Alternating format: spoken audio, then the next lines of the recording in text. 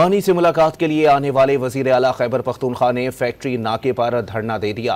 Police ने सोहेल आफरीदी को Adiala jail जाने से रोक दिया। पुलिस की भारी नफरी भी तैनात है। आपको बताएं कि बानी से मुलाकात के लिए आने वाले वजीर आला खैबर पख्तूनख्वा ने फैक्ट्री नाके पर धरना दे दिया है। पुलिस ने सोहेल आफरीदी को अडियाला जेल जाने से रोक दिया। पुलिस की भारी नफरी भी तैनात है। आपको बताएं कि वजीर आला खैबर पख्तूनख्वा सोहेल आफरीदी ने नमाज मगरिब भी अडियाला रोड पर अदा की है। आपको अपडेट कर रहे हैं, बानी से मुलाकात के लिए आने वाले वजीर आला खैबर पख्तूनख्वा ने फैक्ट्री नाके पर धरना दे दिया। पुलिस ने सोहेल आफरीदी को अडियाला जाने से रोक दिया।